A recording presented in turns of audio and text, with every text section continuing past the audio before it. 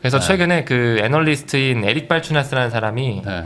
지금 비트코인 가격은 연막 작전이다라는 말을 하거든요. 네. 차트를 그들이 그린다는 말이 실제로 이게 적용이 되거든요. 네. 마켓메이커에서 일하시는 분들과도 얘기를 해보면 지금 암호화폐는 사실상 투기의 장에 사실 가까운 건 맞다. 왜냐면 그들이 올리려면 올릴 수가 있고 떨어뜨리려면 떨어뜨릴 수가 있대요. 이럴 때가 어떻게 보면 좀 할인 구간으로 우리가 생각을 해서 네. 천천히 모아가야 되지 않을까 싶어요. 사실 모두가 공포를 느낄 때 사는 게 맞긴 맞거든요.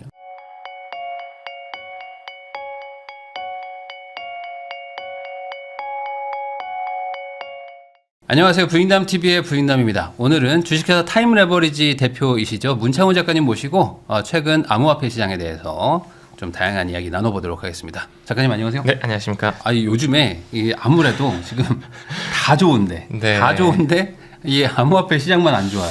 맞습니다. 그러다 보니까 네. 사람들이 이거 어떻게 해야 되지? 되게 좀 걱정도 많고 기다리면 또 봄이 오는지 이런 거에 대한 좀 두려움도 있는데 우선 기본적으로 이렇게 내려간 원인이 뭐라고 보세요? 네, 일단은 대표님 말씀 주신 것처럼 오늘 촬영일 기준으로 이제 공포 탐욕 지수를 봤는데 100점 만점에 5점이더라고요. 정말 뭐 초토화가 되어 있다. 압도적인 공포. 네, 맞습니다. 정말 극단적 공포에 우리가 네네. 놓여 있는데 일단 질문 주신 것처럼 왜 이렇게 빠졌냐라고 이제 좀 구조적으로 봤을 때 많은 중소형 기관들이 좀 많이 던졌습니다. 네. ETF에 대한 순유출도 많이 나왔고 기관 매도세가 좀 나왔다 보니까 일단 스프레드 가격 차가 벌어졌고 그렇다 보니 역시나 레버리지를 쓰고 있는 그런 단타 트레이더들이 이런 슬리피지 효과가 많이 나오면서 레버리지 청산이 또 연쇄적으로 일어나서 네. 지금 계속적으로 좀 뭐 7만 달러 붕괴되고 뭐 6만 달러 선 위태로운 상황에 놓여 있는데 그렇다 보니까 정말 뭐 시즌 종료 아니냐 이제는 네. 뭐 암호화폐는 허상 아니냐 또 더 나아가서는 뭐 양자 컴퓨터에 대한 얘기까지 나오면서 뭐 암호가 해독되는 거 아니냐 뭐 이런 식의 정말 뭐 이런 치욕스러운 얘기도 많이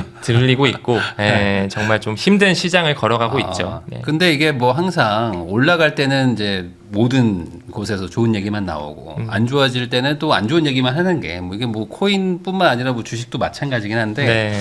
이 코인은 이제 문제가 어쨌든 4년 주기설이 있었는데 이번에도 얼추 맞았죠. 이 타이밍상으로 보면.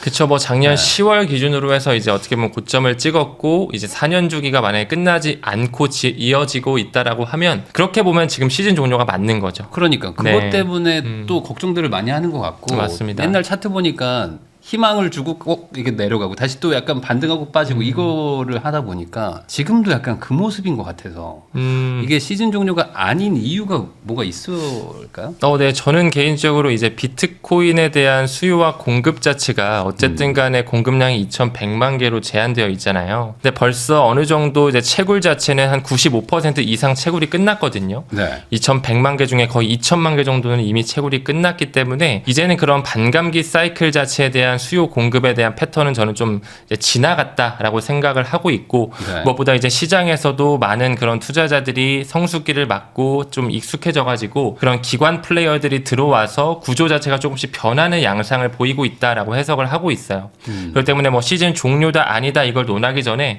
저는 일단 개인적으로 이런 공급 쇼크에 대한 비트코인 반감기 사이클 자체가 이제 의미가 없어진 상황으로 들어왔다라고 보고 있고 거기서 가장 큰 팩터로는 이제 비트코인 현물 ETF가 시작점이 됐겠죠. 그러면서 이제 월가에 자금이 들어왔고 그러면서 또 여러 가지 채굴자 포지션들도 조금씩 바뀌는 과정에 있었다 보니까 지금 현재로서는 저는 뭐 시즌 종료다 아니다 이런 모습보다는 조금 더 이제 암호화폐 사이클을 좀 길게 보고서 지금 화폐의 혁명이 다가오는 그런 과도기 시점에 그 금융 엘리트들이 쉽사리 개인들이 이 암호화폐 쪽으로 돈을 벌지는 못하게 만들 거라고 생각을 하기 때문에 조금 더 이런 암호화폐를 공부하고 투자함으로써 조금 더 시기를 길게 바라봐야 되는 그런 가치 투자의 어떤 전략이 유효하지 않을까라고 생각을 하고 있습니다. 그러면 이게 뭐 음모론일 수도 있지만 누군가 어떤 뭐 집단이 인위적으로 가격을 좀 이렇게 누르려고 하는 거일 수도 있다. 저는 개인적으로 좀 그렇게 느껴지고 있어요. 과거 패턴을 봤을 때도 뭐 XRP만 미뤄보더라도 뭐 센티멘트 자료에 의하면 지금 뭐 8억 달러, 9억 달러를 충분히 상회하는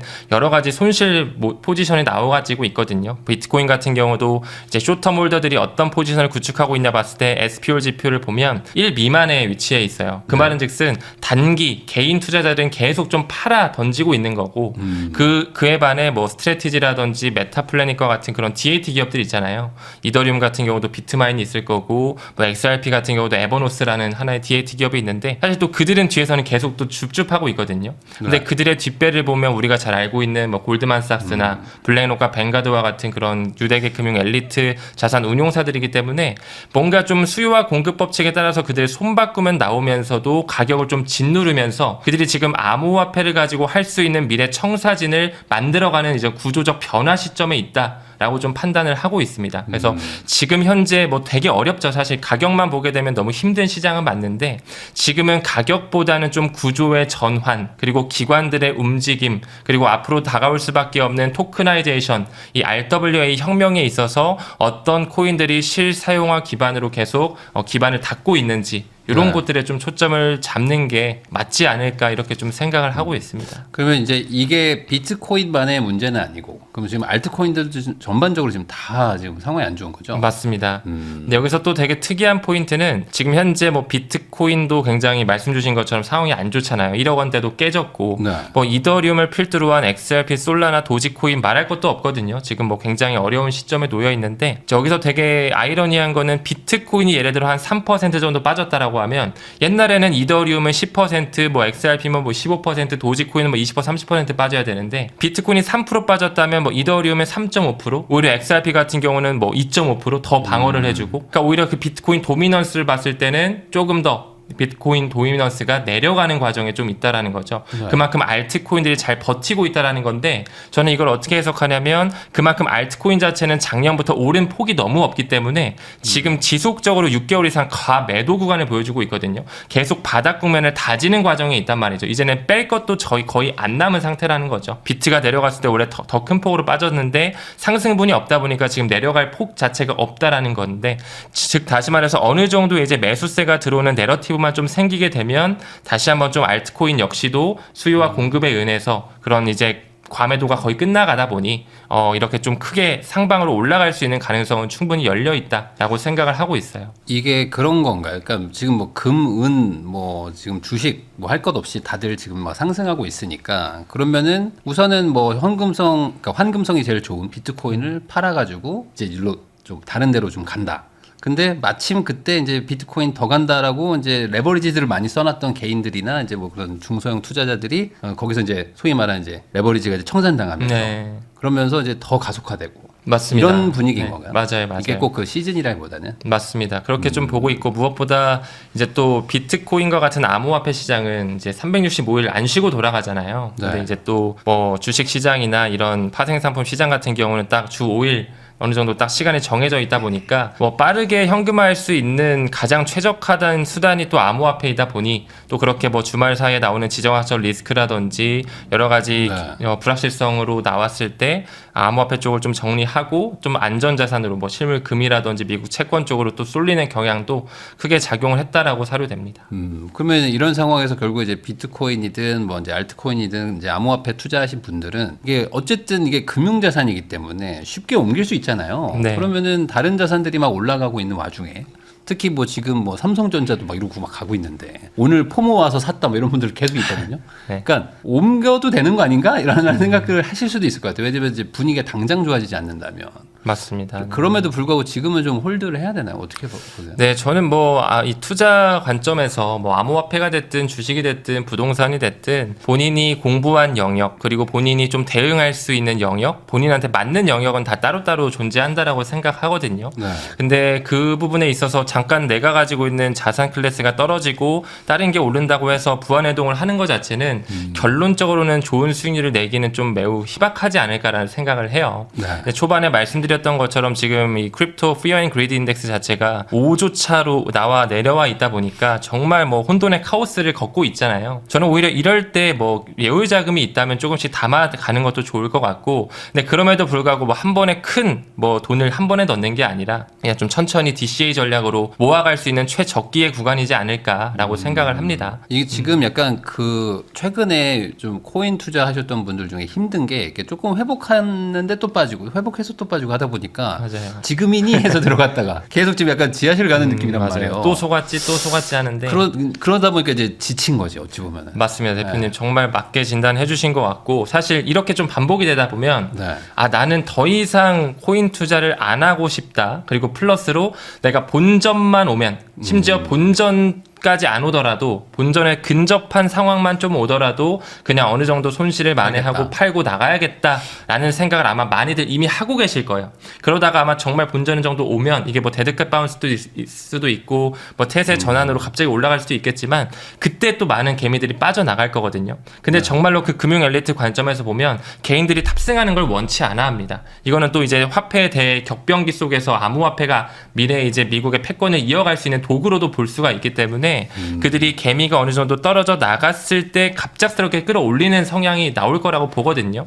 물론 그게 언제일지는 저도 당연히 모르겠지만 우리가 이럴 때일수록 더더욱 조금 더 내재 가치에 집중을 하고 5년 10년 바라보면서 좀 장기적으로 가져가는 눈을 키워야 되지 않을까 이렇게 좀 바라보고 있습니다. 그 요즘에 이제 워낙 이쪽 시장이 안 좋다 보니까 이제 뭐 여러 가지 얘기들이 나오는데 이제 그 중에서도 어쨌든 최근에 뭐 빗썸에서도 이제 사태가 일어났죠. 그러니까 네. 결국에 거래소 안에서 뭐 그렇게 이렇게 이루어질 수가 있구나라는 어찌 보면 되게 좀 황당한 일일 맞습니다. 수도 있는데 그러니까 어찌 보면 이 거래소나 전반적인 어떤 이 시장에 대한 신뢰도 가 또 흔들흔들하는 것 같기도 하고 이번 사태에 대해서 좀 어떻게 생각하세요? 네, 말씀 주신 것처럼 이번에 빗썸 오입금 사태죠. 오입금 네. 사태가 정말 우리나라 닥사 거래소라고 불리우는 그런 5대 거래소 중에 이제 업비트 다음 거의 빗썸으로 불리고 있는데 네. 정말 이 입출금 시스템 자체, 이 리워드를 보상해주는 시스템 자체가 좀 많이 안전하지 않다. 블록체인 상으로 이루어지지 않는다라는 게 또 적나라하게 드러난 사태이기도 하죠. 조금 더 우리가 들어가 보게 되면 사실상 뭐 빗썸 같은 경우 이제 뭐 본인들이 가지고 있는 총 비트코인 풀이 한 4만 2천여 개 정도 가지고 있는데 실제로 이제 비트코인을 막 2천 개씩 막 뿌려서 나눠줬다 보니까 62만 개 이상 상회하는 숫자가 나간 거거든요. 네. 근데 이제 그 말 자체가 정말 그 2,000원을 줘야 되는데 2,000 비트코인을 줌으로써 갑작스럽게 일어난 사태잖아요. 그래서 일시적으로 그 스프레드 차이가 많이 벌어지면서 이제 입출금량이 갑자기 커지고 매도 압력이 커지면서 업비트에서는 1억 하던 게 뭐 빗썸에서는 갑자기 9천만 원대 초반에 막 거래되고 그랬는데 이런 부분에서 정말 이런 암호화폐 거래소 자체만으로에서도 정말 좀 이 이벤트 지급하는 이 경로 자체가 정말 좀 많이 부족하다라는 게 많이 느껴지고 있고 사실 또 이렇게 사고가 터졌기 때문에 지금 많은 뭐 금융이라든지 금융 당국 쪽에서도 이런 시스템을 좀 정비해야 되고 더 강화해야 된다. 좀 여러 가지 이런 절차를 더 강화시켜서 안정성을 부각시켜야 된다. 뭐 이렇게 좀 조금씩 이제 정비를 하고 있는 과정에 있습니다. 네. 근데 무엇보다도 여기서 중요한 건 비트코인 자체가 뭐 빗썸에서 62만 개를 나눠줬다라고 해서 그 2,100만 개로 수량이 제한되어 있던 비트코인의 수량이 늘어난 건 사실 아니거든요. 사실상 근본적으로 비트코인에 대한 펀더멘탈은 변한 게 하나도 없고 이게 빗썸 거래소 안에 뭐 몇 분의 이제 그 실무진 분들이 실수로서 나타난 그런 사태이기 때문에 사실 뭐 우리 투자자 입장에서는 되게 이제 빗썸 거래소에 대한 좀 반감이 세지고 아 이거 믿어도 되는 거야라는 생각에 좀 콜드 월렛이라든지 타 거래소로 이동하시는 분들도 생겼지만 사실 암호화폐에 대한 어떤 이런 공급량이나 어떤 펀더멘탈적인 부분에서는 금이 간 문제는 아니다. 이렇게 좀 정리드릴 수 있겠습니다. 결국에 이제 거래소라는 건 이제 거래를 좀 편하게 하기 위한 거기 때문에 네. 그걸 다 장부를 쓰면 너무 오래 걸리니까 뭐 나름대로 그냥 일종의 신용 거래처럼 한 거죠. 맞습니다. 거기서 이제 시스템이 걸러내지 못했지만 어쨌든 비트코인 자체가 문제가 있었던 건 아니니까 네. 그걸 좀 다르게 봐야 된다. 근데 어쨌든 이게 악재가 계속 되다 보니까 전반적으로 이제 사람들이 좀 지쳐 있는 것 같기는 하고. 네, 지금은 이제 뭐 지쳐 있다기보다는 뭐 거의 욕할 힘도 없으신 약간 무관심의 사태까지 네. 왔다라고 해도 과언이 아니라고 생각을 해요. 근데 이걸 저도 이제 음모론을 믿진 않지만 네. 보통 이제 음모론으로 생각을 한다면 이런 분위기를 계속 만들어 가야 결국 조금만 올라도 막 던질 거 아니에요. 맞아요. 그래야지 누군가 이제 매집을 하기 좋은 구조라서 이게 전형적인 그 소위 말하는 이제 개미 털기 그런 차트이긴 하더라고요. 네. 이게 얼마나 갈까요? 어떻게 보세요? 저는 개인적으로 이럴 때일수록 조금 더 냉정하게 내가 바라봐야 되는 어떤 기관이나 큰 손의 움직임, 대표님 말씀 주신 것처럼 뭐 음모론적인 관점에서는 어떻게 해석할 수 있을까 이런 부분에 좀 집중을 하는데, 일단 우리가 좀 팩트적인 부분으로 이제 분기에 한 번씩 13F 보고서가 나오잖아요. 네. 이제 1억 달러 이상 운용하는 뭐 자산 운용사든 연기금이든 국부펀드든 어떤 자산을 담았는지 SEC에 공시를 해야 되는 그 보고서를 작년 4분기께 최근에 나왔는데, 이런 거거든요. 하버드에서 이제 비트코인 현물 ETF를 담았었는데 일부는 이더리움 현물 ETF를 또 담았더라고요. 그리고 또 국부펀드 같은 경우도 가장 규모가 큰 노르웨이 국부펀드에서 직접적으로 비트코인과 관련한 MSTR 주식이라든지 뭐 코인베이스 주식도 담았지만, 지금 지속적으로 비트코인을 담고 있는 DAT 기업인 일본판 스트래티지 메타플래닛, 그들이 내년까지 비트코인의 총 공급량 1%, 한마디로 21만 개를 모아가는 걸 지금 계획을 목표로 잡고 있거든요. 네. 근데 노르웨이 국부펀드가 그 메타플래닛이 매집하는 걸 지원하겠다, 돈을 대주겠다, 이런 스탠스를 취하고 있거든요. 또 여러분들께서 잘 알고 계시는 월가의 대주주로서 하나 있는 골드만삭스 같은 경우도 작년 4분기에 가격은 굉장히 많이 내려왔습니다. 10월 10일 날 엄청난 대청산 사태가 있었잖아요. 네. 그럼에도 불구하고 비트코인, 이더리움, XRP, 솔라나 이 네 가지 코인에 대한 현물 ETF를 굉장히 크게 담았거든요. XRP 같은 경우만 하더라도 원화 기준 2천억 원 이상 현물 네. ETF를 담았어요. 그러니까 이런 걸 보게 되면 그들이 봤을 때 시즌 종료라고 한다면 비트코인, 이더리움, XRP를 이렇게 담지 않았을 텐데 라는 생각도 한번 우리가 해볼 수 있는 거잖아요. 그리고 또 XRP 같은 경우는 최근에 일본의 대형 금융기관인 SBI 그룹, 우리나라에도 뭐 SBI 홀딩스 여러 가지 들어와 있잖아요. 네. SBI 그룹이 이번에 디지털 채권을 냈거든요. ST라고 해서 시큐리티 토큰을 냈는데 약 1,000억 원 정도 규모로 냈거든요. 엄청 큰 규모까지는 아니지만. 근데 그 채권을 판매하면서 이제 투자하시는 분들에게 이자를 지급하는 거에다가 플러스로 리워드로 XRP를 지급하는 그런 패키지 상품을 이번에 출시를 했거든요. 네. 이것만 미뤄보더라도 점점 그런 전통 금융권에서 뭐 XRP, 비트코인, 이더리움과 같은 이런 것들을 뭐 초대형 담보로 선택을 하든지 리워드로서 줄 수 있는 이런 조금씩의 내러티브를 만들어가고 있구나, 이런 것도 우리가 볼 수가 있고, 또 여러분께서 잘 알고 계실 독일의 최대 상업은행인 도이체방크 같은 경우도 최근에 국경 간 결제에 대한 솔루션을 조금 더 혁신적으로 바꾸겠다라고 하면서 리플의 인프라를 선택했거든요. 파트너십을 맺는 것처럼 하면서. 그러니까 이런 걸 보면 가격적인 부분은 붕괴되고 시즌 종료 같아 보이지만 그들이 뒤에서는 계속 매집을 하고 뭔가 초대형 담보로 선택을 하고 리워드로서 XRP를 주기도 하고 뭔가 스마트 컨트랙으로서 이더리움을 활용하기도 하고, 또 이더리움 같은 경우도 이 비트마인이 계속적으로 지금 사들이면서 조만간 이더리움 보유량이 500만 개를 넘어갈 것 같거든요. 굉장히 그들의 목표치에 근접한 수치로 가고 있는데, 그들의 대주주 역시 우리가 잘 알고 있는 뭐 아크인베스트라든지 골드만삭스, 모건 스탠리, 블랙록 뱅가드 이런 자산 운용사들이란 말이죠. 유대계 금융 엘리트와 굉장히 궤를 같이 하는. 그래서 이런 걸 보게 되면 그들의 움직임을 봤을 때 시즌 종료라고 하기에는 뭔가 뒷단에서는 그들이 조용하게 매집을 하고 있는, 줍줍을 하고 있는 듯한 이런 모멘텀을 우리가 무시할 수는 없다. 그렇기 때문에 이럴 때일수록 더더욱 정말 재미없겠지만, 정말 가격적인 부분 내려왔지만 조금 더 길게 바라보면서 암호화폐를 내가 한 달에 10만 원씩이라도 20만 원씩이라도 좀 포지션을 구축할 수 있는 그런 좀 눈을 길러야 되지 않을까 생각을 하고 있고, 무엇보다 암호화폐가 아직 움직이지 못하는 이유 중에 큰 것은 뭐 유동성 문제도 있겠지만 내러티브 자체가 없어요. 무엇보다 이 법안의 통과가 좀 필요한데, 그 FIT 21이라고 하는 FIT 21 법안의 연장선인 클래리티 법안에 지금 계속 지연이 되고 있거든요. 근데 이런 부분이 좀 통과가 돼줘야지만 비트코인뿐만 아니라 메이저 알트코인이 증권인지 상품인지 확실하게 좀 규정이 되고, 디파이 같은 경우도 이제 제도권 편입이 되면서 금융기관이랑 좀 융합이 되는 게 가속화될 수가 있는데, 이런 부분이 계속 좀 지연되고 잡음이 만들어지고 뭔가 막 싸우는 듯한 모습이 연출이 되다 보니까 굉장히 이제 가격적인 부분에서는 좀 올라오지 못하는 거죠. 그래서 이런 부분에서 사실 시간 끌기가 이루어지고, 말씀 주신 것처럼 정말 개인들이 많이 힘들어하는 건 맞는데 조금 더 우리가 시결을 길게 놓고 이 시장을 바라봐야 되지 않을까, 이렇게 생각을 하고 있습니다.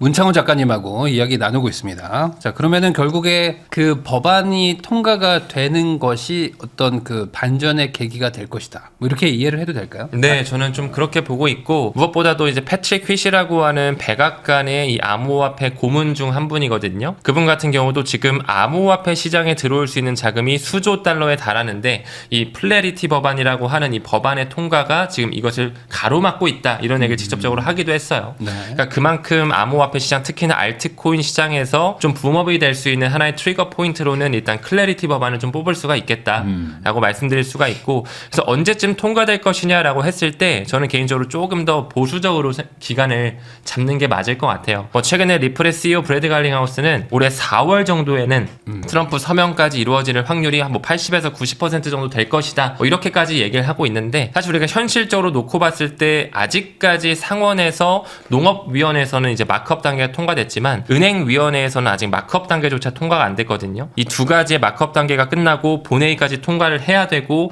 또 하원 갔다가 상원에서 왔다리 갔다리 좀 조정 과정이 걸친 이후에 트럼프 서명이 이루어지는데, 지금 폴리마켓에서 2026년 안에 이 클래리티 법안이 통과될 확률을 한 70% 초반 정도로 점쳐지고 있거든요. 그래서 저는 좀 올해 2026년 자체를 연말까지 보고서 통과될 확률 그래도 절반은 넘는다. 그래서 좀 지금 굉장히 시장이 안 좋으니까 좀 올해 자체를 좀 길게 보면서 천천히 모아가는 전략이 유효하지 않을까, 이렇게 좀 생각하고 있습니다.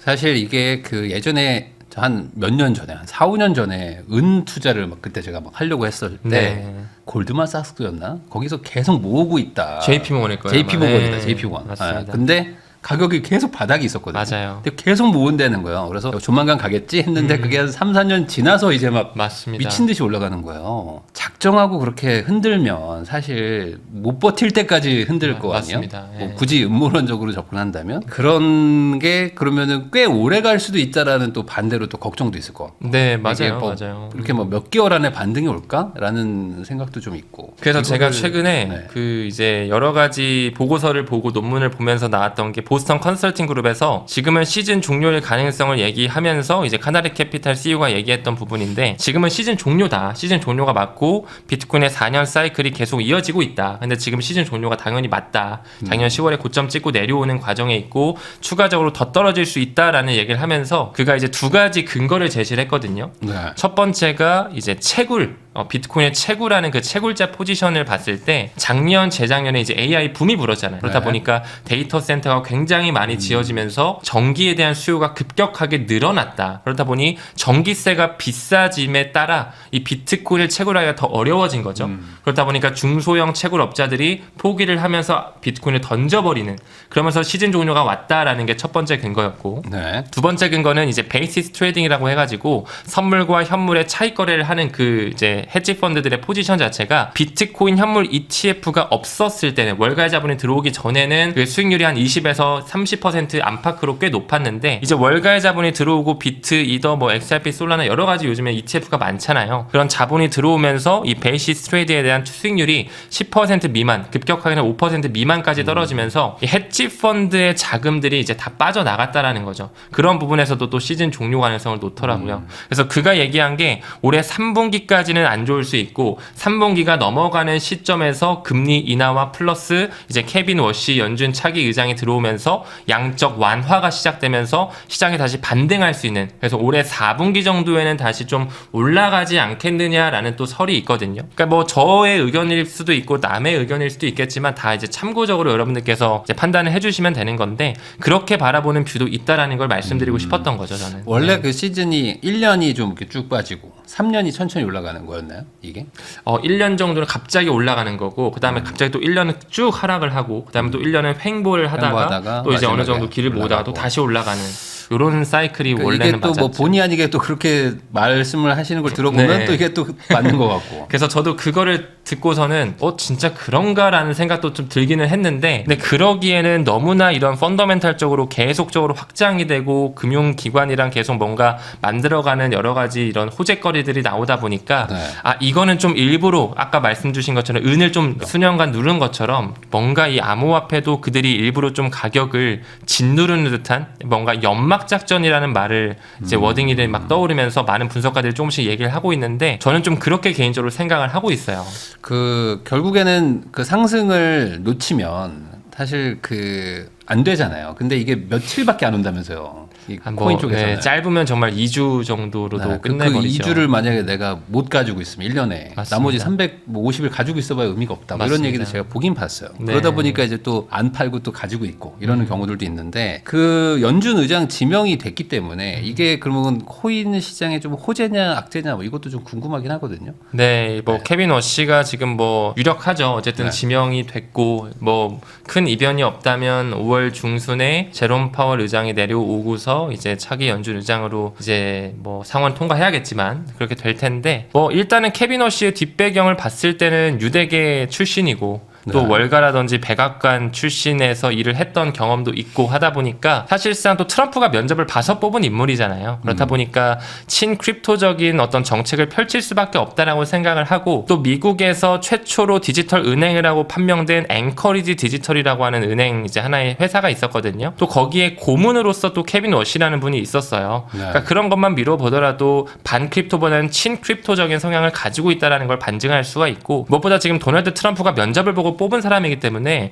지금 뭐 도널드 트럼프뿐만 아니라 뭐 부통령이든 뭐 크립토 차를 이끌고 있는 데이비드 sak스든 어쨌든 다 암호화폐 수도를 미국으로 만들겠다라고 하는 그 이념을 가지고 가고 있는 사람들이기 때문에 결국에는 케빈 워시를 통해서도 역시나 암호화폐 시내로 뭔가 마이그레이션 할 수 있는 그런 시간은 나올 거라고 생각을 해요. 근데 이제 그게 언제가 될 것인지에 대한 이런 미지수가 있는 건데 뭐 저는 빠른 시일 내에 이렇게 바로 태세 전환이 나올 것 같진 않고 일단은 좀 계속적으로 달러 인덱스에 대한 이런 유동성을 흡수한 이후에 지금 국가 부채 상황이 굉장히 좀 많이 어렵잖아요. 미국 같은 경우가. 네. 그래서 저는 개인적으로 점점 이제 달러의 패권이 무너지고 새로운 금융 구조 시스템이 다가오고 있다라고 생각을 하면서 미국이라는 국가가 이 암호화폐를 활용해서 다시 패권을 이어갈 거라고 생각을 하는데 그 과정 속에서 이제 케빈 워시의 뭔가 태세 전환이 나오지 않을까. 그래서 그런 부분에서 좀 우리가 길게 바라봐야 된다라고 생각하고 있습니다.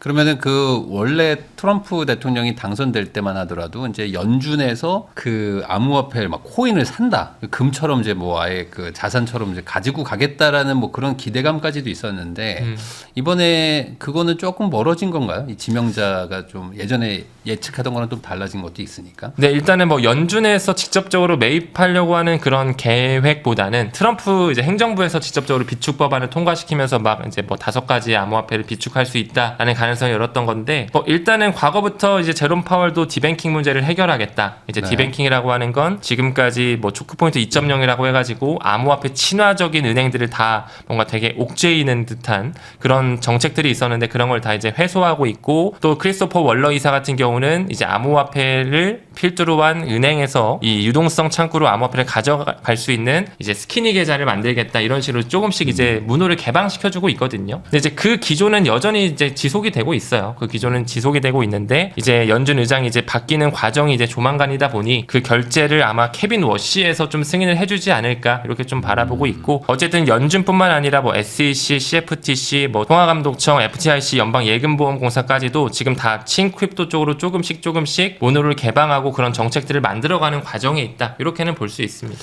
그러면 결과적으로 뭐 너무 음모론적으로만 가는 것 같기도 하지만 어쨌든 누군가 세력이 큰 그림을 그리고 있다라고 가정을 한다면 그 사람들은 뭘 원하는 건지 그리고 결국에는 자산 가치를 상승을 시켜야지만 그 원하는 게 달성되는 거 아닌가요? 그렇죠. 그러면은 결국에는 그렇죠. 충분히 선점을 한 다음에 그 다음에 무언가 이제 호재들을 막 터트리면서 현실적으로 가격을 폭등시킨다. 뭐 이런 그림을 그리는 건가요?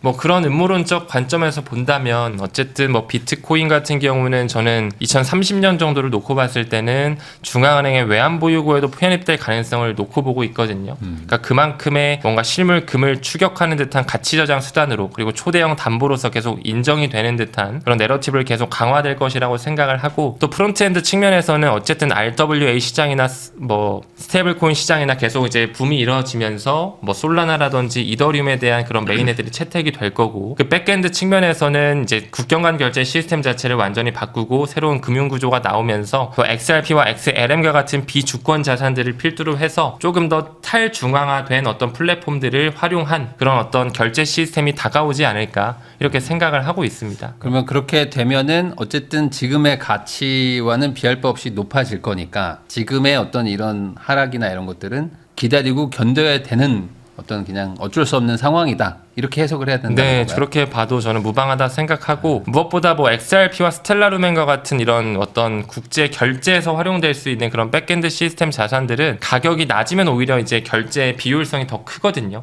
가격 자체가 반드시 올라가야지만 슬리피지 방지 효과를 낼 수가 있기 때문에 그런 부분에서 반드시 이 퀀텀 점프가 필요한 과정이 있을 거예요. 근데 그 순간을 저는 최소 2030년 정도로 바라보고 있기 때문에 좀 장기적인 사이클로 암호화폐 판을 봐야 되지 않을까 생각하고 있고, 네, 또 무엇보다 이제 스테이블 코인이 더 급부상하고 그 이후에 이제 CBDC가 나올 텐데 사실상 뭐 스텔라루멘이나 XRP와 같은 그런 친구들은 이 CBDC의 세상이 연출이 돼야지만 빛을 발할 수 있는 이런 브릿지 자산들이기 때문에 네. 그런 시대를 준비하면서 천천히 모아간다라는 투자 스탠스가 저는 적합하다라고 보고 있습니다. 그 말은 지금 이렇게 상황이 안 좋아도 뭐 예를 들어 뭐 길게 봤을 때 뭐 한 4, 5년 정도 그냥 꾸준히 모으면 결국에 마지막엔 웃을 것이다. 네, 그러니까 물론이죠. 엄청난 상승을 예상을 한다는 건가요?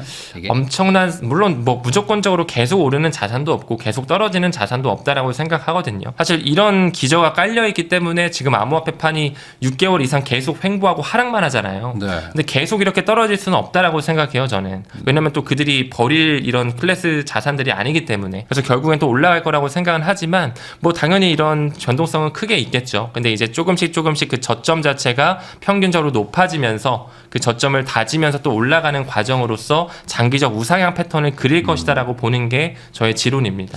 이게 결국에 이제 비트코인을 4년을 보유하면 절대 잃을 수 없는 차트였잖아요. 근데 그쵸. 그런데도 불구하고 손해를 본 사람들이 많단 말이죠. 그러니까 결국에 빠졌을 때 못 버티고 정리하든지 본전왔을 때 정리하면 막판에 상승을 또 놓치니까 그걸 이제 반복해 왔는데 이번에 만약에 이제 시즌이 뭐 종료라고 뭐 가정을 한다고 치면 네. 지금 한 1억 7, 8천에서 뭐 지금 1억을 좀 내려온 상태니까 맞습니다.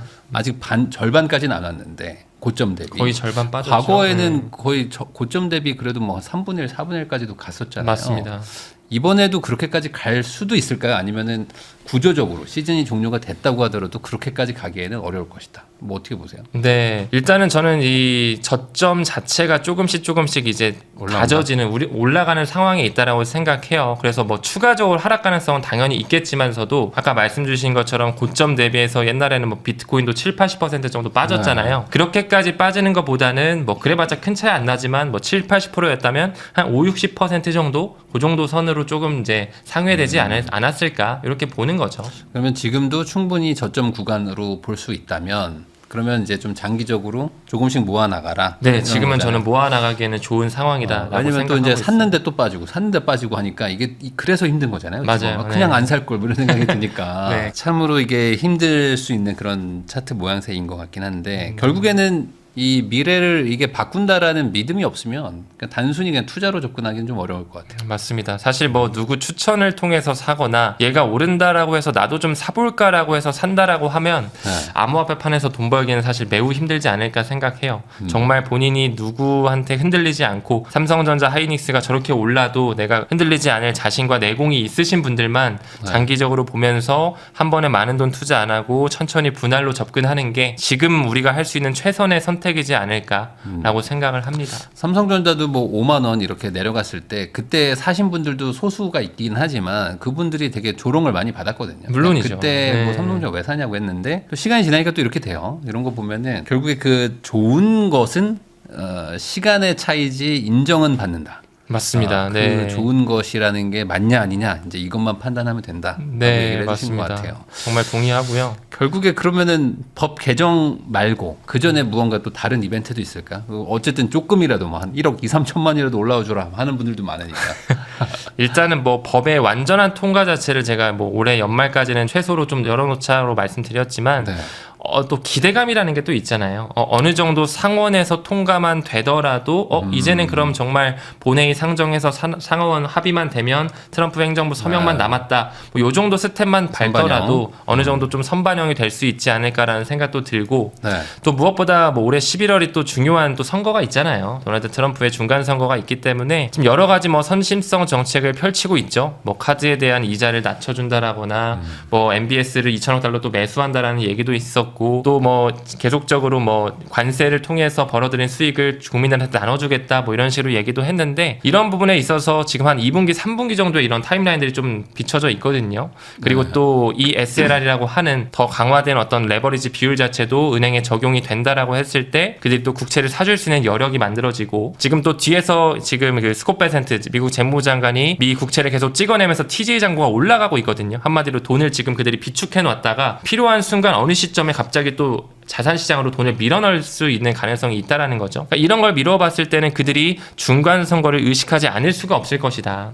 또 무엇보다 올해 자체에 뭐 스페이스 X라든지 뭐 스트라이프라든지 여러 가지 빅테크 회사들의 어떤 IPO가 또 준비되어 있잖아요. 네. 그 시점에 아마 굉장히 좋은 고점이 형성될 가능성이 높은데 정말 과연 그때도 코인 시장을 이렇게 놔둘까라고 했을 때는 코인을 투자하는 미국의 시민들도 꽤 많기 때문에 저는 이렇게까지 두지는 않을 거라고 생각을 해요. 올해를 길게 봤을 때는. 그래서 우리가 지금 시점을 오히려 정말 공포의 순간에 있지만 천천히 좀 감정선을 배제하고서 모아가야 되는 그런 기회 순간으로 포착해야 되지 않을까 보고 있습니다. 사실 많은 분들이 옛날에 그 지난번 시즌 저점이라고 해야 될까? 뭐 한 2,800에서 3,000이었나요? 그때로 돌아가면 내가 전 재산 투자한다고 했던 사람들 많거든요. 근데 맞죠. 지금 그런 느낌까지 왔는데 이제는 못 사죠. 무서워서 못 사거든요. 더 떨어질까봐 뭐 못 사고 네. 뭐 이란이랑 미국 싸운다던데 어떻게 더 떨어지는 거 아니냐. 그리고 또 뭐 최근에 뭐 트럼프 관세 위법 판결 났지만 뭐 여러 가지 또 무역 조항법 해가지고 새롭게 구축하겠다고 하고 있잖아요. 그렇다 보니까 사실 지금 뭐 너무 두려움이 팽배한 시장 상황이죠. 더 떨어질 수 있을 것 같은 그런 시장 상황이다 보니 대표님 말씀 주신 것처럼 지금 뭐 9천만 원대에 와도 또 더 떨어지는 거 아니야? 8천만 원대 갈 것 같은데 라는 생각이 들다 보니까 사실 뭐 가지고 있는 분들도 그러면 조금 팔고서 좀 더 떨어지면 다시 살까? 이렇게 지금 생각을 하고 계신 분들 많으실 거예요. 근데 암호화폐판은 그렇게 샀다 팔았다를 반복하시고 많이 하면 갑작스럽게 끌어올릴 수 있는 판이잖아요, 여기가. 네. 그렇기 때문에 권장을 드리고 싶지는 않습니다. 네, 물론 뭐 그런 선물 트레이딩이나 단타를 잘 하시는 분들이 계실 수 있으니까 본인 선택의 영역이겠지만 조금 이 암호화폐판은 그냥 요즘엔 저도 마음을 많이 내려놨고 조금 그냥 정말 정직하게 정말 이 클리셰라고 하죠. 재미없고 네. 따분한 그 속에서 내가 천천히 내 재정 상황에 맞게 투자를 이어가는 게 올바른 이런 성공 투자의 길이지 않을까 이렇게 생각을 합니다. 문창훈 작가님하고 이야기 나누고 있는데요. 이런 얘기가 있잖아요. 요즘에 지금 금하고 은이 많이 올라가다 보니까 결국에 물론 이제 뭐 국가 간 글로벌 거래에다가 쓰기도 좋고 뭐 디지털 자산이라서 AI에도 접목되는 것도 좋은데 결국에 비트코인의 가치의 핵심은 이제 수요와 공급 그리고 이제 수요가 많은데 공급은 딱 정해져 있는 그리고 뭐 복제 불가능한 이런 디지털 금이라는 개념으로 접근하는 사람도 많았단 말이죠. 근데 디지털 금보다 금값이 올라가면 금을 사지. 굳이 뭐하러 비트코인을 사? 라는 생각도 많은 것 같기도 하고 요즘 어쨌든 계속 뭐 올라가고 있으니까 네, 맞습니다. 은이 올라가는 거는 비트코인한테는 안 좋은 거라고 봐야 되는 건가요? 이게? 뭐 과거 사이클을 미뤄봤을 때 이 실물 금과 이 비트코인의 상관계수가 굉장히 높았거든요. 네. 뭐 0.8에서 높게 갔을 땐 0.9까지도 가서 정말 디지털 골드다라는 이런 수식어가 붙었었는데 지금은 그 상관계수가 매우 또 깨졌죠. 굉장히 디커플링 되어 있는 현상을 자아내고 있고 뭐 최근에는 계속 뭐 이란 이슈라든지 중동 전쟁에 대한 뭐 가능성도 부각이 되고 있고 또 관세로 인해서 뭐 기존에 협상을 했던 대만이나 우리나라도 마찬가지고 그런 뭐 유럽 연합과 같은 그런 국가들이 다시 한번 또 대미 투자를 해야 되는 기존처럼 가져가야 되는 그런 어떤 지정학적 리스크와 불확실성이 크다 보니까 계속 그런 안전자산 쪽에 수요가 몰리는 거죠. 근데 그게 비트코인보다는 금 쪽에 더 워낙 이제 전통적으로 금이 안전자산이라고 하는 그런 어떤 시선이 있다 보니 금과 은 쪽으로 또 시선이 그렇게 가서 수요가 폭발적으로 또 가격에도 반영이 됐다라고 볼 수 있었던 것 같습니다. 그러니까 이게 지금 암호화폐 투자하시는 분들 입장에서는 그냥 돈이 나갈 일만 있고 돈이 들어오는 게 지금 없네요. 결국에는. 지금 정말 그 중소형 기관들도 사실 많이 좀 던지고 있거든요. 네. 그리고 SOPR이라고 하는 온체인 지표를 봤을 때도 1을 기준으로 1보다 높으면 이제 익절을 하는 구간, 1보다 낮으면 손절을 하는 구간인데 지금 1 미만에 있어요. 한 0.9에서 0.95 왔다 갔다 하거든요. 그러니까 그 말은 즉슨 많은 개인 투자자들과 중소형 기관들이 던져서 나가고 있다라는 거. 그리고 플러스 알파로 바이낸스 거래소, 세계 최대 거래소와 기관이 왔다 갔다 하는 코인베이스라고 하는 미국의 네. 가장 큰 거래소가 있거든요. 그 거래소 간의 비율을 나타내는 코인베이스 프리미엄 지표라고 있는데 그 코인베이스 프리미엄 지표가 플러스면 기관이 사고 있다라는 거, 마이너스 빨간색이면 기관이 팔고 있다라는 건데 지금 거의 3개월 3개월 연속 빨간색을 보여주고 있어요. 그만큼 많은 기관에 좀 순유출세가 나와지고 있다라는 거거든요. 그래서 초반에 언급드린 것처럼 지금 중소형 기관들과 개인들은 계속 팔고 있고, 그렇다 보니까 이제 스프레드 간격차가 커지고 슬리피지 효과가 커지면서 레버리지 청산에 대한 연쇄 파산이 나타나는 거죠. 그래서 지금 굉장히 좀 복합적으로 큰 손들 DAT 기업들은 소량 이제 그 작은 포션들은 굉장히 크게 사는데, 중소형 기관과 개인들은 팔고 있는, 한마디로 굉장히 큰 손바꿈이 지금 일어나고 있습니다. 결국에는 그 금융 엘리트 집단이 모아가는 거죠. 이게 그 소위 말하는 이제 고래라고 좀 이제 많이 가지고 있는 개인들, 이런 분들도 많이 팔았다 뭐 이런 얘기를 제가 들은 것 같은데 네. 실제로도 좀 그래요? 많은 개인들이 뭐 고래라고 했을 때 비트코인 뭐 10개 이상 가지고 계신 분들도 꽤 많이 팔았습니다. 작년 10월에 이제 크게 이제 연쇄 청산이 있었잖아요. 대규모 청산 이후에도 많은 개인들은 좀 빠져나간 걸로 집계가 되고 있습니다. 그러면 그거보다 더 많은 막 500개, 1000개, 뭐 2000개 가지고 있는 분들도 많이 좀 던진 건지. 그런 건 이제 거의 이제 중소형 기관으로 봐야 되는데 많이 던졌습니다. 그래서 이제 비트코인과 같은 그런 뭐 이더리움 현물 ETF와 같은 그런 자산 클래스에도 순유입보다는 순유출세가 최근에 많이 나왔던 게, 그런 어떤 고객들이 많이 던져서 네. 그렇게 좀 순유출세가 나왔던 거죠. 그렇죠. 그러면은 어쨌든 진짜 그 법 개정 말고는 지금 당장은 어쨌든 비트코인 쪽에서는 뭐 어떤 호재랄까라는 게 보이지는 않네요. 아무래도 지금 뭐 금도 계속 가고 있고 막 하니까. 근데 지금 암호화폐 판 안에서 비트, 이더, XRP 관련해서 호재거리는 계속 나오고 있어요. 어디서 담보로 채택을 한다더라. 반영이 안 돼요, 지금. 반영이 안 됩니다. 지금은 완전히 이 호재가 가격에 먹히지 않는 완전 마비된 구간에 있다라고 해도 과언이 아닐 정도로 계속적으로 뭔가 뭐 제도권 편입이 되는 움직임도 나오고, 또 최근에 미국의 증권거래위원회에서 스테이블 코인 같은 경우는 이제 머니마켓 펀드랑 같은 유동성 비율로 보겠다. 그러니까 한마디로 이제 뭐 월가의 기관들, 금융 기관들이 스테이블 코인도 정말 유동성 창구로서 활용할 수 있는 그런 활로를 열었음에도 불구하고 아직까지도 이런 가격적인 부분은 계속 하향으로 움직이고 있죠. 이런 것만 미뤄보더라도 지금 가격과 이런 펀더멘탈적인 어떤 정보가 완전히 따로 놀아요. 그래서 저는 개인적으로 더 그 기관, 큰 손들, 기관들, 세력들이 이 판을 만들어 오는 사람들이 일부러 더 가격을 억누르고 있다라고 생각을 합니다. 왜냐하면 이게 가능한 게 암호화폐 시장은 지금 뭐 해봤자 2.5조 달러 정도밖에 안 되는 시장 캐파기 때문에 그들이 마켓메이커 2군데, 3군데만 넣어서 조금 더 레버리지 청산 일으키려면 일으킬 수 있는 구조거든요. 그렇다 보니까 많은 개인들이 사실 피해를 입으면서도 아 이거 없어지는 거 아니냐, 뭐 양자 컴퓨터 얘기 나오고 이런 부분에 흔들릴 수밖에 없게끔 구조가 짜여진 거죠. 아직까지. 이게 그 글로벌 M2랑과의 상관계수도 꽤 제가 높다고 들었는데 네, 높습니다. 지금 많이 벌어졌죠. 많이 벌어졌죠. 그러니까 지금. 돈이 이렇게 많이 풀리는데 왜 비트코인으로 돈이 안 가냐? 이게 해석이 안 된다. 아무리 봐도 이건 해석이 안 된다라고 하시는 분들이 꽤 많더라고요. 지금 그 비트코인으로 직접적으로 들어가는 것보단 스테이블 코인 쪽으로 들어가고 있습니다. 스테이블 코인 쪽으로 들어가서 지금 3천억 달러를 살짝 상회하고 있거든요. 네. 이제 그 스테이블 코인이 기관들로 하여금 비트코인이나 이더리움 쪽으로 들어와 주는 게 트리거 포인트가 될 텐데, 그 시기를 우리가 지금 기다리고 있는 거죠. 스테이블 코인 쪽에 돈 들어갔다는 게 잘 이해는 안 돼요. 그쪽에 들어가서 뭘 하려고 거기에 돈이 들어가요? 대부분 기관들이 이제 스테이블 코인을 가지고 있다라는 것 자체는 뭐 테더나 암호화폐를 뭐 이런 걸 네 가지고 있다는 맞아요. 거죠? 테더나 뭐 서클사이 USDC나 그냥 대기 자금이네요. 그렇죠. 하나의 MMF 네. 같은 그런 대기 자금으로 볼 수가 있고, 사실상 요즘에 지니어스 액트 법안 통과된 이후에 지금 이제 뭐 스테이블 코인 같은 경우도 워낙 안정성이 검증이 됐잖아요. 미국의 달러와 또 미 국채와 연관돼 있다 보니까 지속적으로 지금 주조량은 계속 커져가고 있어요. 근데 그 기관들이 아직 직접적으로 그런 비트나 이더 같은 암호화폐 판에 돈을 이제 매수를 하고 있지는 않는 거죠.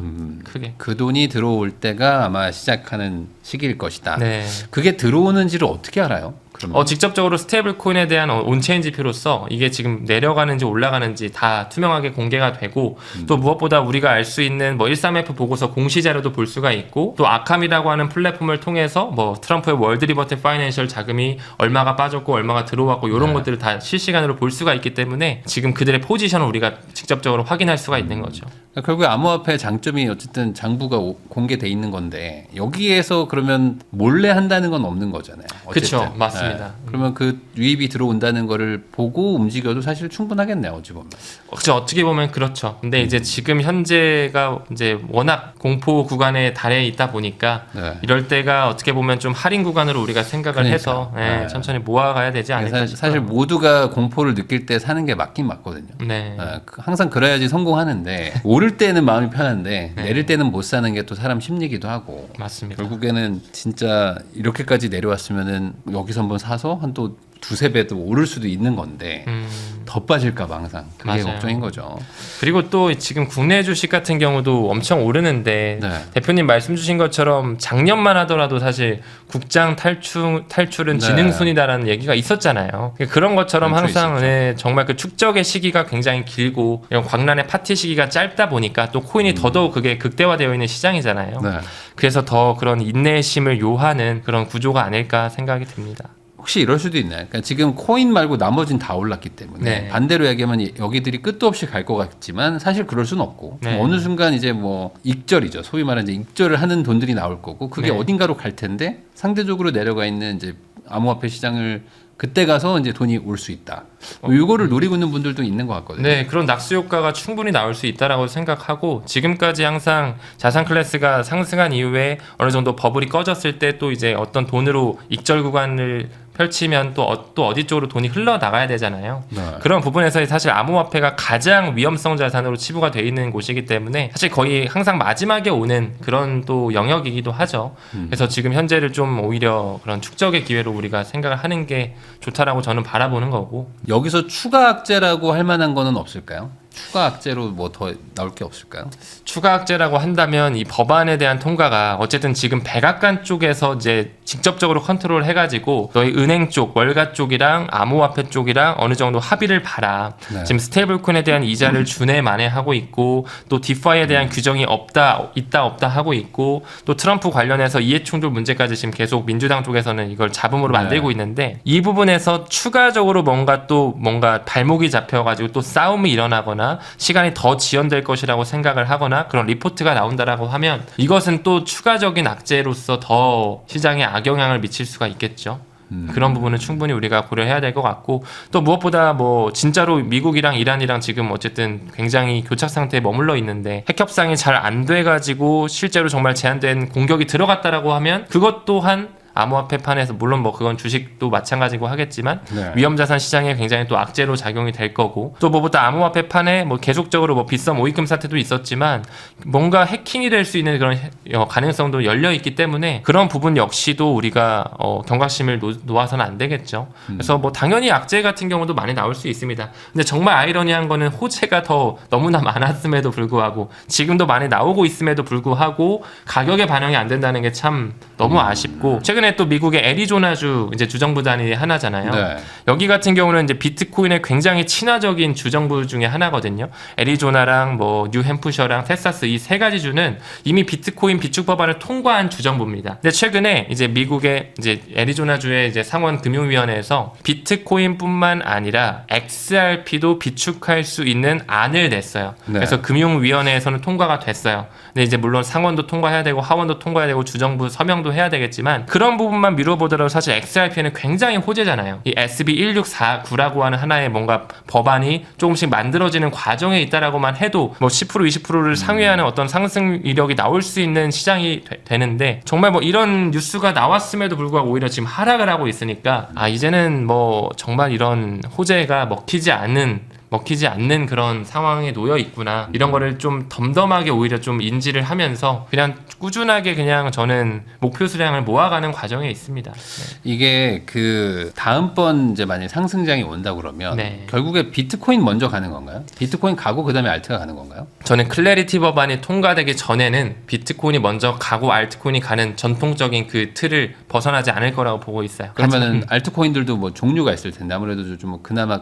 그 시총 큰 소위 말하는 이제 메이저 알트코인들 위주로들 가겠죠. 맞습니다. 지금은. 옛날처럼 뭐 모든 잡코인들도 막 100% 200% 오르는 그런 시대는 저는 이제 끝났다라고 생각하고 정말 기관의 채택을 받은 대표님께서 말씀하신 메이저 코인들만 위주로 가지 않을까 생각합니다. 네. 사실 지금 국장 같은 경우도 삼성전자, 하이닉스 맞아요. 이외에 몇 개만 가고 나머지는 못 가는 것도 많잖아요. 그런 것처럼 정말 그렇게 펀더멘탈적으로 단단한 앞으로도 더 비전이 있는 그런 친구들만 갈 거라고 보고 있습니다. 네. 그러면 이런 상황에서 어쨌든 지금 이제 신규로 무언가 들어가려고 하는 분들, 현금은 있는데 이제 처음으로 이제 뭐 코인을 사겠다고 마음 먹는 분들, 뭐 이런 분들도 있을 수 있잖아요. 특히 네. 이제 제가 봤을 때 어쨌든 기존의 그 상관계에서 높은 거랑 이제 벌어져 있기 때문에 이럴 때는 항상 이제 이게 내려오든지 아니면 이게 올라가든지인데 글로벌 M2가 줄어들지는 않을 것 같고 네. 늘면 늘지. 그러면은 결국에 이제 좀 상승이 오지 않을까라고 생각도 할 수 있단 말이죠. 네. 그럼 이런 상황에서는 비트코인 우선 투자하는 게 맞나요? 네, 저는 지금 알트보다는? 현재는 비트가 더 저평가되어 있다라고 생각을 해요. 물론 알트는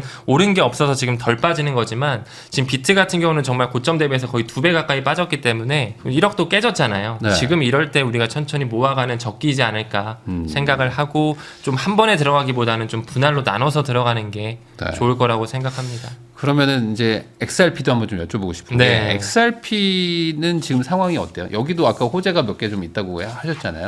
호재가 너무 많죠. 순조롭게 잘 되고 있는 거예요? 네, 예상하기로? 물론입니다. 지금 뒤에서는 리플 원장, XRP 레저라고 하는 레이어 1 블록체인이 네. 새로운 금융 레이어로 완전히 진화하고 있어요. 최근에 버전 3.1이 나오면서 이제 뭐 대출 프로토콜 XLS66라고 하는 게 또 들어갔고 네. 싱글 볼트 자산이 들어가면서 지금 유동성 풀도 굉장히 커져가고 있고 여기서 이제 뭐 프라이버시도 들어오고 클로우백 기능이라고 해서 자산을 회수할 수 있는 기능까지 탑재가 되고 이런 것들을 보게 되면 점점 더 리플 원장이라고 하는 레이어 1 블록체인이 기관 친화적인 그리고 규제에 적합한 그런 하나의 블록체인 망으로서 이 국경 간 결제, 이 크로스보더 페이먼트 섹터에 점점 더 알맞은 그런 레이어로서 진화하고 있다라고 봐도 전혀 무방합니다. 그러니까 그렇게 좋아지고 있는 건데 네, 좋아지고 있어요. 좋아지고 있으면 결국에는 수요가 늘어야지 가격이 오를 거 아니에요? 네, 맞습니다. 근데 수요는 그럼 늘지 않는다는 건가요? 지금 최근에 그 도이체방크 보고서 봤을 때 얘네들이 이제 국경 간 송금에 리플을 활용한 인프라를 채택하겠다 이렇게 얘기를 했거든요. 네. 근데 거기서 중요한 게 리플을 활용한 인프라를 채택하겠다라고 한 게 리플 네트워크거든요. 리플넷. 네. 리플넷이라고 하는 건데 도이치방크에서 마지막에 뭐라고 주석을 다냐면 나는 리플넷을 쓴다는 거지 XRP를 직접적으로 활용하는 건 아니야 라고 선을 긋습니다. 네. 그러니까 한마디로 대표님이 딱 짚어주신 것처럼 호재는 많이 나오고 구조적으로 변화하는 건 맞는데 XRP에 대한 수요는 뭐야 안 쓰잖아. 이게 지금 맞아 떨어지는 거거든요. 네. 근데 여기서 이제 우리가 공부가 반드시 들어가야 되는 게 리플렛을 쓴다라고 해서 XRP를 반드시 쓰는 건 아니다. 이건 굉장히 맞는 말이에요. 근데 그 하나의 레이어 중에 리플 원장을 활용해서 그 XRP를 통해서 유동성 창구로서 이 노스트로와 보스트로 계좌를 없앨 수 있는 그걸 이제 ODL이라고 하거든요. 그러니까 XRP가 브릿지 통화로 활용이 되면서 내가 미국에 돈을 보낼 때 내가 가지고 있는 원화를 XRP로 바꾼 다음에 이 XRP를 미국으로 3초에서 5초 만에 보낸 다음에 미국에 도착한 XRP를 다시 달러로 이제 바꿔주는 그거를 이제 ODL 솔루션이라고 하는데 아직 그거는 채택이 안 되거든요. 네. 근데 그게 채택이 되려면 이 XRP에 대한 어떤 규제적 친화성과 월가의 선택 그리고 CBDC에 대한 완전한 이런 시대가 펼쳐져야지만 더더욱 XRP가 빛을 발할 수 있는 구조가 되거든요. 그리고 결국에는 금융 당국이라고 하는 그 BIS와 같은 이런 국제 기구들이 있잖아요. 뭐 국제결제은행이나 IMF와 같은 이런 네. 국제 논문 기사를 봤을 때도 이런 스테이블 코인과 CBDC와 법정 통화가 점점 디지털화되면서 이런 유동성 문제를 완전히 해결할 수 있도록 하는 브릿지 통화의 역할이 필요하다. 근데 그 시점 자체가 2018년에서 2030년 정도의 타임라인 로드맵이 나와 있어요. 그러니까 한마디로 지금 구조가 점점 변하고 있고 전통 금융권에서 리플렛을 채택하는 건 맞는데 아직까지 XRP를 직접적으로 쓰진 않는다라는 거죠. 근데 시간이 지남에 따라서 이런 여러 가지 화폐 분권화 시대가 오고 중앙은행에 개입된 CBDC 세상이 왔을 때는 정말 이 유동성 문제 2경 3경원 되는 그 유동성 문제를 해결하기 위해서 XRP가 채택될 확률이 매우 높다라고 저는 바라보기 때문에 그렇게 길게 보면서 XRP를 투자하는 겁니다. 그렇게 되면은 수요가 폭발적으로 늘어날 것이다. 네, 그래서 저는 리플의 CEO가 말한 것처럼 2030년 정도 됐을 때 이 스위프트의 시장 규모의 한 14% 정도를 XRP를 필두로 한 ODL 솔루션이 차지할 것이다 이런 얘기를 했거든요. 네. 그러니까 그 정도를 저는 시나리오로 현실적인 시나리오를 보면서 천천히 이제 XRP의 수량을 모아가는 거죠. 그러면 결국에는 이제 XRP도 어쨌든 개수가 정해져 있는 거죠. 1000억 개로 정해져 이거 있습니다. 네. 정해져 있는데 네. 거기서 어쨌든 그 리플사가 가지고 있는 것도 꽤 많잖아요. 그렇죠. 한 40억 개 정도 가지고 있죠. 그러니까 그거가 뭐 더 나온다거나 뭐 그런 걸로는 영향을 주기는 좀 어렵네요. 그렇죠.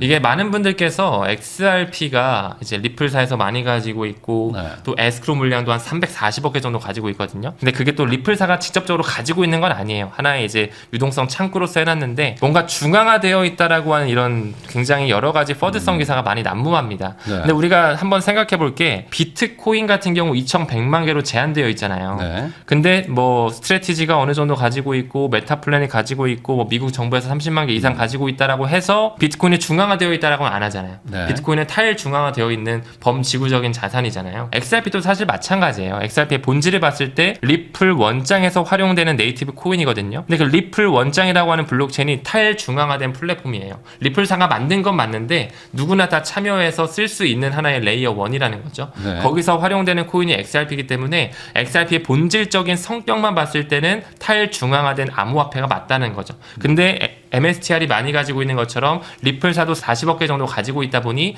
중앙화된 성격을 좀 다소 띄었다라고는 볼 수 있겠지만 XRP와 스텔라루멘이나 비트코인과 같은 이런 친구들은 다 탈중앙화되어 있고 범지구를 아우를 수 있는 비주권 자산이다. 그래서 앞에 X자가 붙잖아요. 네. XRP나 XLM 같은 경우 이 X의 뜻이 우리가 이제 금 표현할 때도 XAG, 뭐 XAU 이런 식으로 금, 은을 표현하거든요. 네. 그리고 또 뭐 IMF의 특별 인출권 같은 경우도 SDR로 쓰긴 하지만 이 공식 ISO 4217 코드는 XDR로 써요. 네. 그 앞에 X가 어느 국가에도 존속되지 않는다라는 뜻의 X거든요. 그런 부분에 있어서 XRP나 XLM과 같은 이런 친구들은 비주권 자산이다 탈중앙성을 보유하고 있는 자산 클래스이기 때문에 앞으로 CBDC 세상이 오고 스테이블코인이 더 급성장함에 있어서 여러 가지 화폐가 돌아다닐 때 이제 브릿지 통화로서 활용이 될 수 있는 최적화된 하나의 이제 브릿지 커런시다라고 볼 수가 있고 또 무엇보다 리플사가 만들었던 인터넷적 프로토콜 이제 뭐 TCP/IP라고 하는 지금 우리가 인터넷 네. IP 시대에 살고 있다면 이런 여러 가지 가치의 원장들을 연결해주는 프로토콜의 모음이 인터넷적 프로토콜이거든요. 거기서 가장 원활하게 활용되는 코인이 바로 리플과 스텔라루멘 이런 친구들이에요. 앞에 X자 붙은 이런 친구들. 그렇기 때문에 우리가 XRP나 스텔라루멘 이런 친구들은 단순한 암호화폐가 아니라 앞으로 펼쳐질 수 있는 디지털 시대가 왔을 때 여러 가지 통화상을 연결해주면서 빠르게 브릿지 통화로 활용될 수 있는 그런 유동성 문제를 해칠 수 있는 굉장히 비용 효율적인 그런 브릿지 통화다라고 인지를 하면서 투자를 이어가는 게 저는 맞다라고 생각을 하는 주의입니다. 근데 그것도 결국에 클래리티 법안이 통과돼야지만 되는 거죠. 물론이죠. 그렇죠? 통과돼야 줘야 되고 CBDC 세상도 와줘야지만 그래야지만 얘네들이 외환 결제, FX Foreign Exchange 결제에서 더 효율성을 높이는 부분의 수단으로 채택이 되는 거지. 클래리티 법안 통과 안 되고 계속 리플레만 쓰고 뭐 XRP를 이렇게 쓰지 않는다라고 하면 수요와 공급 법칙에 따라 가격이 안 오르겠죠. 그게 통과가 되면 바로 얘가 이제 막 가격이 막 폭주하는 그런 모습이 보이는 건가요? 아니요. 그것도 아니에요. 바로 아닙니다. 그것도 아니에요. 점진적으로 갑니다. 이런 것들이 다 월드뱅크나 리플사에서 제시하고 있는 특허와 로드맵에 나와 있어요. 네. 그래서 2028년 정도까지는 어느 정도 CBDC가 어느 정도 1차적으로 완료가 되고 2030년 정도 오면 금융 포용성의 시대가 열리면서 점진적으로 분산 원장을 필두로 한 리플렛식 은행권에도 탑재가 되는 그런 시대가 열린다. 이런 식의 논문들이 있거든요. 그러니까 그런 걸 보면 지금 가격은 굉장히 많이 내려와 1달러, 2달러도 안 되지만 결국에는 10달러, 50달러, 100달러 넘어갈 자산이라고 보기 때문에 길게 이제 보면서 투자를 하는 거죠. 근데 이제 1,000억 개니까. 네. 1,000억 개인데 100달러면 엄청나잖아요, 금액이. 그렇죠. 엄청나죠. 그러니까 그렇게까지 갈 수가 있는 건가? 네, 저는 무조건적으로 갈 수밖에 없다라고 봅니다. 왜냐하면 이제 앞으로 토큰화 시대가 열리는 거는 이제 확정된 미래잖아요. 네. RWA가 열리면서 부동산도 이제 코인으로 사는 시대가 올 거고, 뭐 정말 이런 컴퓨터나 뭐 이런 책상도 다 코인으로 사는 시대가 열릴 텐데, 그런 부분에 있어서 이제 유동성 자체가 굉장히 더 커질 거거든요. 그래서 지금 현재 스위프트 시장 규모가 한 20경원 정도 된다면 2030년 정도에는 이제 한 1.5배에서 2배 정도로 크게 올라갈 거기 때문에 이 XRP에 대한 이 1,000억 개라는 수량 자체도 그들이 이 토큰화에 대한 시장을 점쳐 놓고서 만든 설계된 그런 코인이기 때문에 저는 뭐 향후에 10년, 20년을 바라봤을 때 100달러는 충분히 문제없는 그런 그런 가격이다라고 생각하고 있어요. 그러면은 리플은 그냥 단순 암호화폐라기보다는 어찌 보면 글로벌 금융 통화 이동 시스템 뭐 이런 개념이라고 차세대 시스템 이런 개념으로 접근하는 건가요? 이거? 맞습니다. 그래서 XRP 리플사의 비전 자체가 인터넷 오브 밸류, 네. 가치의 인터넷이거든요. 지금 우리가 뭐 정보화 시대에 살고 있다면 이제 리플사의 기술력으로, 이제 리플사의 기술력이라고 하면 XRP를 활용한 ODL 솔루션도 있고 아니면 인터레처 프로토콜만 활용하는 리플렛도 있고 여러 가지가 있잖아요.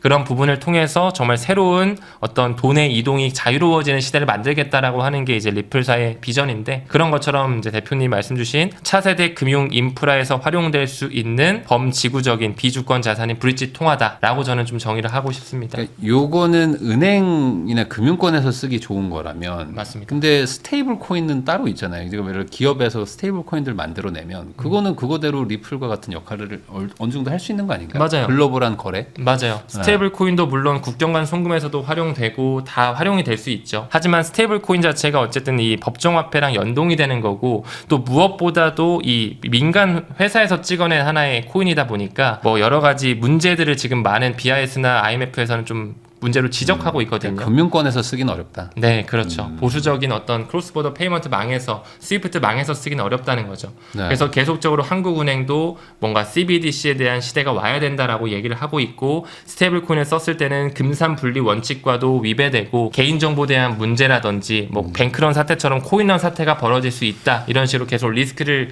자아내고 있는 게, 사실 그 위에 있는 이제 국제결제은행에서 계속 그런 식으로 가이드를 주기 때문에 결국 CBDC 세상이 올 수밖에 없는 거죠. 그래서 사실 스테이블 코인이 활성화되면 활성화될수록 점점 더 온체인에 대한 시대가 많아지는 거고, XRP와 스텔라 루멘과 같은 그런 브릿지 통화가 필요해지는 시대라는 것을 반증하기 때문에 오히려 더 고무적으로 우리가 볼 수가 있습니다. 사실 뭐 100달러까지 안 가도 뭐 한 2달러만 가죠. 또 뭐 3달러만 가도 나쁘지 않거든요. 아, 예. 그래서 그 최근에 그 영국의 대형 은행이잖아요. 네. 그 스탠다드 차타드가 올해 연말까지 XRP 가격을 원래 8달러를 예상했거든요. 원래 네. 목표 가격을. 네.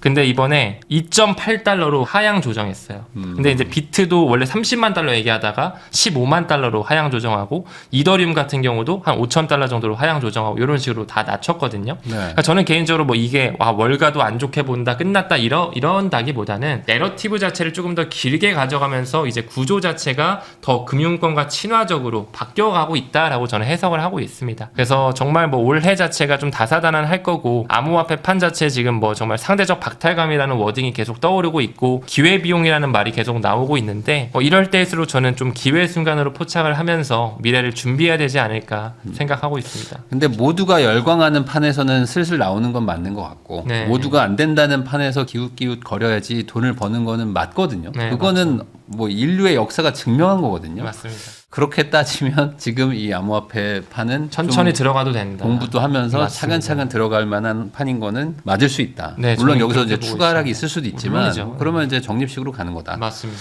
라는 거네요. 그러면 결국에 지금 뭐랄까 자산의 배분 이런 것들을 고려하면 네. 오늘 촬영일 기준으로, 그러니까 2월 말 기준으로는 암호화폐나 아니면 아까 말씀하신 뭐 비트코인, 뭐 리플 다 합쳐가지고 너무 많은 돈을 지금 넣기에는 조금 걱정은 되는 그렇죠. 거죠. 한 번에 넣는 건 저는 지금은 완전 아니에요. 비추예요. 조금은 좀 천천히 갈 필요성은 있겠죠. 물론이죠. 물론 무조건 저는 달러 코스트 에버리징을 하셨으면 좋겠다. 네. 그날 매수를 하셨으면 좋겠고, 그리고 또 부담되는 금액을 안 넣으셨으면 좋겠어요. 네, 본인한테 뭐 워낙 상대적이다 보니까 네. 500만 원이라는 돈도 누구한테 굉장히 큰 돈이잖아요. 근데 그 돈을 넣을 때도 그냥 뭐 500만 원이면 한 달에 그냥 5만 원씩 나눠서 넣거나 10만 원씩 나눠서 천천히 넣어보는 거죠. 대신 그러면서 반드시 공부를 수반해 주셔야 되겠죠.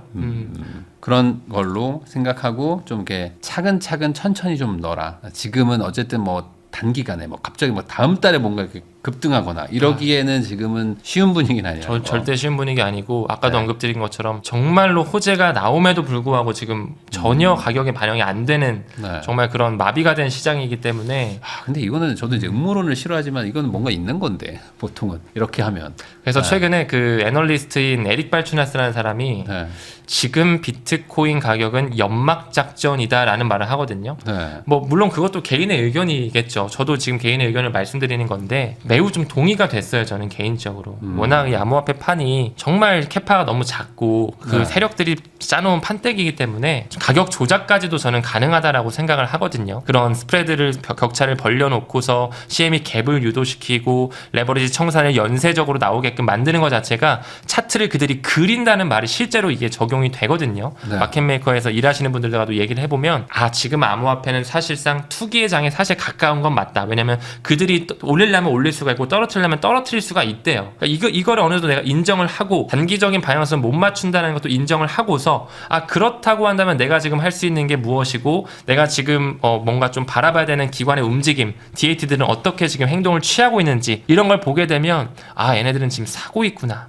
이런 거를 지금 우리가 좀 관찰을 해야 되는 시점이지 않을까 생각이 듭니다. 네, 지금까지 문창훈 작가님 모시고 최근 코인 시장에 대해서 그리고 이제 투자 전략을 좀 얘기를 해봤는데요. 아무래도 지금 상황이 뭐 좋지 않다 보니까 뭐 듣는 분들도 그냥 더 팔아야겠다라는 생각을 하실 수도 있어요. 네, 근데 그렇죠. 결국에 길게 봐야 되거든요. 지금 버는 거가 중요한 게 아니라 뭐 2년 뒤, 3년 뒤, 4년 뒤에 얼마나 자산이 늘어나느냐가 핵심인데 이 구조가 맞다고 생각하시면은 지금은 어쨌든 저점 매수 구간으로 보이는 것이고 이게 아닌 것 같다라고 하면은 빨리 그냥 정리하고 다른 걸로 가야 되는 거니까 맞습니다. 이거 여기서부터 이제 선택입니다. 맞습니다. 선택과 네. 책임은 뭐 본인이 지는 거고 그렇게 해서 맞추면 또 그거에 대한 과실도 자기가 갖는 거니까 오히려 이럴 때 공부를 해야 되거든요. 부동산도 한 1, 2년 전에 막 엄청 안 좋을 때 그때 공부하면서 사기 좋다고 했는데 그때는 다들 안 사시다가 맞아요. 지금 막 올라가니까 지금은 뭐 공부고 뭐고 무조건 사거든요. 네. 그러니까 그것도 문제고 이것도 문제니까 이럴 시기에 한번 차근차근 좀 배워보시는 것도 좋을 것 같다는 말을